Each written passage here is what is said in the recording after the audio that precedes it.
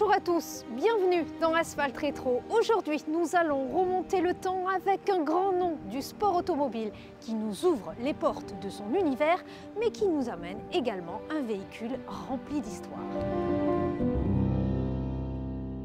C'est une légende du sport automobile, ancien pilote de Formule 1. J'ai l'immense honneur d'accueillir Thierry Boutsen dans Asphalt Rétro. Bonjour Vanessa. Bonjour Thierry, merci d'avoir accepté notre invitation. C'est un plaisir comme chaque fois. Alors, quand vous repensez à vos débuts, qu'est-ce qui a déclenché cette passion pour la vitesse? C'est très particulier parce que quand vous demandez à ma maman comment j'ai commencé ma vie professionnelle, elle vous dit que j'ai commencé à l'âge de 3 ans. À 3 ans, j'ai décidé de devenir pilote de Formule 1. Je ne sais pas d'où ça vient. C'est vrai? Je ne sais pas comment c'est fait. Il n'y a personne dans la famille qui était lié au sport automobile, ni même à l'automobile, de près ou de loin. À 3 ans, j'ai décidé de devenir pilote de Formule 1 et puis j'ai fait ce qu'il fallait pour y arriver. Quels souvenirs gardez-vous de vos premières années justement en Formule 1? Premières années dans le sport automobile d'abord, parce que j'ai commencé avec aucun moyen. Je n'avais pas de moyens financiers ni d'aide de quoi que ce soit. Donc j'ai dû me débrouiller pour trouver le moyen de financer avec des petits sponsors, des amis qui m'ont aidé à commencer dans le sport auto. C'est grâce aux victoires que j'ai acquises dans les catégories inférieures que je suis arrivé à la F1. Et je me souviens très bien, la première fois que je me suis assis dans une Formule 1, c'était Narros, au circuit de Silverstone. Je faisais ma toute première séance d'essai. Je me suis dit, c'est la toute première, c'est peut-être la dernière aussi. Il va falloir que je prouve maintenant ce que j'arrive à faire. Et j'y suis resté 10 ans, j'ai gagné des grands prix, j'ai terminé 4e au championnat du monde. Donc l'un dans l'autre, c'est le travail qui a amené tout ça.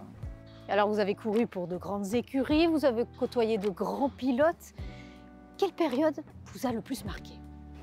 Mais j'ai vécu, dans la Formule 1, j'ai vécu 3 périodes différentes. Je suis arrivé, il y avait des moteurs atmosphériques. Puis on est passé au moteur turbo, donc on est passé de 500 chevaux à 1200 chevaux, 1300 chevaux. Des voitures qui faisaient toujours 500, 525 kg. Je ne crois pas qu'un jour quelqu'un revivra ça dans le futur. Et puis repasser à une nouvelle ère atmosphérique avec des moteurs beaucoup plus développés, très différents. Donc j'ai vécu 3 périodes très différentes. Celle qui m'a, je dirais, un petit peu de tout. La première période m'a beaucoup plu parce que c'était la première. L'époque turbo, parce que c'était extraordinaire d'avoir une telle puissance. Je me souviens même dans les rues de Monaco, quand on tournait à Sainte-Dévote, on avait les roues qui patinaient jusqu'en 5e vitesse dans la montée. Tellement il y avait de la puissance. Et puis l'ère de l'efficacité avec le moteur atmosphérique après. Donc les 3 périodes m'ont vraiment bien plu. Et après la compétition, vous vous êtes tourné vers Boutsen Aviation. D'où est née cette reconversion? C'est une passion en fait que j'avais pour l'aviation. J'ai appris à voler quand j'avais 21 ans. Et puis quand j'étais en Formule 1 avec les premières primes d'arrivée que j'ai eues, je me suis acheté un petit avion et puis un petit peu plus gros pour me déplacer, pour aller sur les circuits. Et puis de fil en aiguille, comme ça, j'ai acheté 3 ou 4 avions pour moi que j'ai changé chaque fois avec un peu plus grand, un peu différent, etc. Et puis en 97, j'ai eu mon premier client qui s'appelait Heinz-Harald Frentzen, qui voulait acheter un avion comme celui qu'il avait à l'époque. Voilà. Et bon, je lui ai trouvé cet avion parce qu'il ne savait pas du tout où aller le chercher ni comment faire. Je lui ai dit, Heinz, je m'en occupe. Et ça s'est bien passé. Puis client suivant, c'était Keke Rosberg, puis j'ai eu Mika Hakkinen, Michael Schumacher, qui sont chaque fois venus chez moi pour soit acheter, soit vendre un avion pour leur déplacement professionnel. Puis je me suis dit, mais pourquoi pas? J'étais en fin de carrière, j'allais arrêter, et puis je me suis dit, pourquoi pas me lancer là-dedans? Je m'étais promis de faire une année sabbatique après l'arrêt de la compétition pour aller voir tous les endroits que j'avais vus comme ça en étant pilote. En fait, on va à l'hôtel, on va au circuit, etc. Donc, on y va, mais on ne voit rien finalement. Je m'étais dit, je vais passer 1 an à aller revoir tous ces endroits-là. Finalement, j'ai commencé à travailler officiellement avant de pouvoir faire cette année sabbatique que je vais faire peut-être dans le futur, je ne sais pas encore. Comment la course a façonné l'homme que vous êtes devenu aujourd'hui, Thierry? Mais j'ai appris beaucoup de choses. En fait, la course, c'est une école de vie absolument incroyable, parce qu'on apprend à gérer, se gérer soi-même, gérer le stress, gérer les finances, gérer l'organisation, la logistique, tout ça. On apprend vraiment. C'est énorme tout ce que cela comporte, tout ce qui se passe et que les gens ne voient pas de l'extérieur, en fait, parce qu'on passe 24 heures sur 24 à s'occuper de sa vie professionnelle. On n'a pratiquement pas de vie privée, pas beaucoup de temps pour le faire. Mais il n'y a que les résultats qui comptent et les gens voient les résultats. Donc on y voit, j'entends souvent dire aussi, la Formule 1 c'est un sport assis. Et les pilotes, ils roulent une fois tous les 15 jours pendant 1h30, c'est tout. Donc, ils sont bien payés pour ce qu'ils font. Mais en fait, non, c'est un travail H24, comme on dit, et très, très, très complexe parce qu'il y a beaucoup de choses à régler en très peu de temps, finalement. Bon, Thierry, je pense que c'est le moment de découvrir cette sublime auto que vous m'avez ramenée. Alors, Mercedes. il fallait que j'apporte quelque chose qui soit digne de l'émission. Ah oui, merci. Surtout ici, à Maréterra qui nous accueille. Dans un pays extraordinaire qui est Monaco. C'est ça. Voilà. On y va? Allez, je suis pressée d'y aller. J'ai pensé que ça pourrait vous faire plaisir de trouver cette voiture et de parler de cette voiture-là, qui est un modèle unique.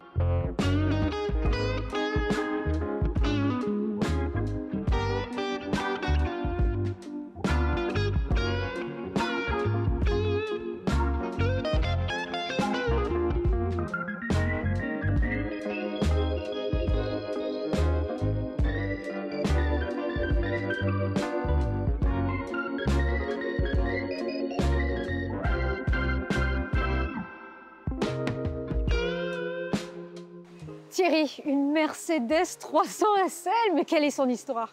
C'est une voiture exceptionnelle, en ce sens que c'est une voiture unique. C'est la seule voiture qui est sortie d'usine neuve avec cette couleur-là. Waouh! La seule. Il y en a eu 1400 qui ont été construites, la majorité était grise, puis il y a eu quelques autres couleurs qui étaient demandées par les acheteurs, mais c'est la seule au monde qui est sortie dans cette couleur-là. Elle a été vendue neuve au Venezuela. Du Venezuela, elle est repartie en Allemagne, et puis en France, et puis maintenant à Monaco. C'est une voiture monégasque. Incroyable pour Asphalt Rétro. L'exclusivité. L'exclusivité, Le modèle a démarré en compétition, n'est-ce pas? C'est une voiture, la 300 SL, c'est une voiture qui est sortie en 1951 ou 52, je crois. Elle a participé et gagné le 24 heures du Mans en 1952, comme voiture de course, bien sûr.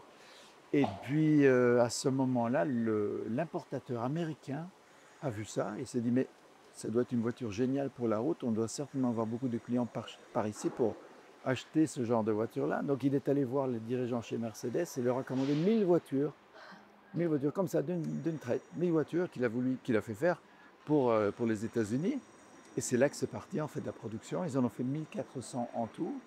Mais voilà, c'est un modèle que je tenais à présenter parce que c'est exceptionnel. Moi, je suis amoureuse des porte-papillons. J'adore. C'était à l'époque. En fait, ils ont fait ça parce que, étant une voiture de course, il fallait qu'elle soit très rigide. Donc, ils ont fait un châssis tubulaire. D'accord. Ce qui ne se faisait pas beaucoup à l'époque, où certaines voitures commençaient avec ça.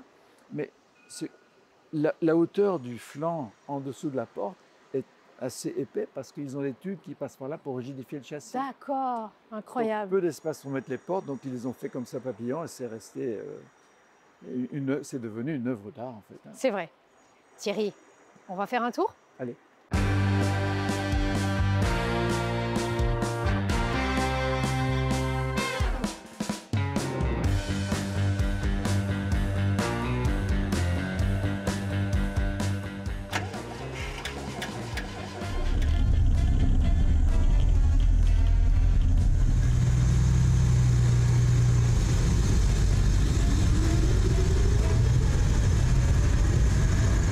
Icône absolue, la Mercedes 300 SL incarne le mariage parfait entre élégance et performance.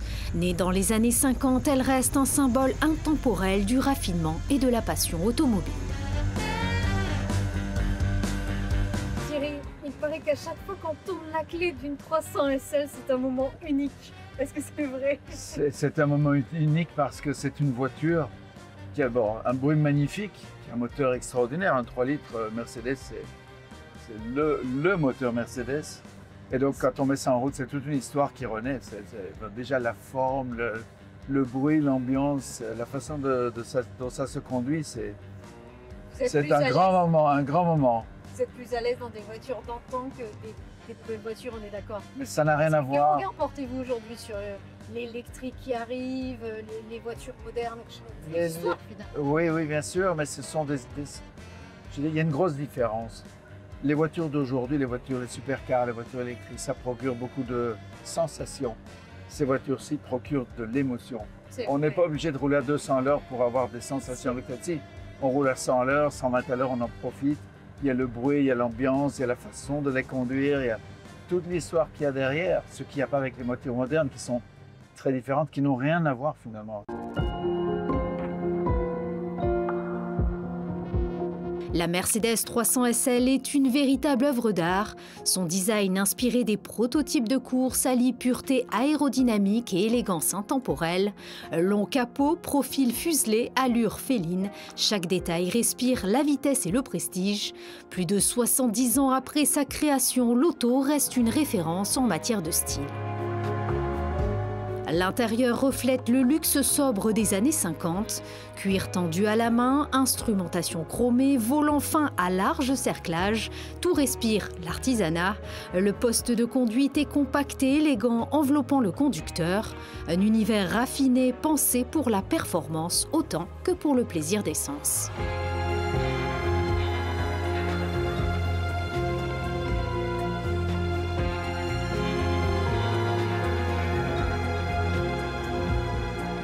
Sous son long capot, la Mercedes 300 SL cache un joyau d'ingénierie.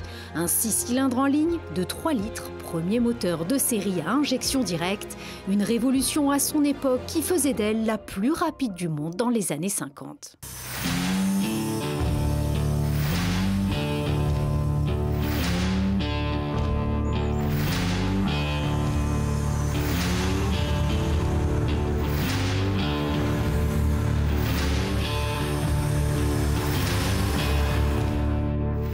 Sur la route, elle révèle un tempérament de pur sang, précise, nerveuse, mais toujours équilibrée.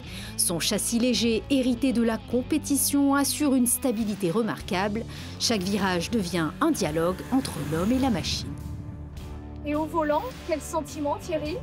Ergonomie C'est parfait, on est bien installé, on est très bien installé. Le volant est suffisamment grand parce qu'il n'y a pas la direction assistée. Donc la voiture, elle pèse 1400 kg à peu près. Donc le volant est un petit peu, la direction est un petit peu dure, c'est pour ça qu'il y a un volant un peu plus grand que. Elle est lourde quand même pour l'époque. Hein. Oui, mais il faut savoir que le moteur déjà est très lourd. Hein. Oui. Le moteur est très lourd et puis c'est une voiture qui est costaud, qui est faite pour résister.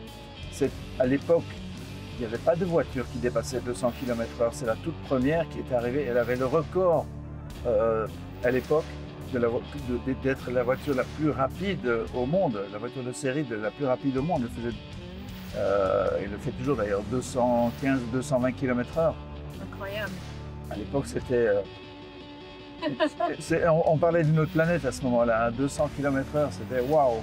Vous l'aurez compris, Thierry Boutsen n'a jamais vraiment quitté l'univers de l'automobile.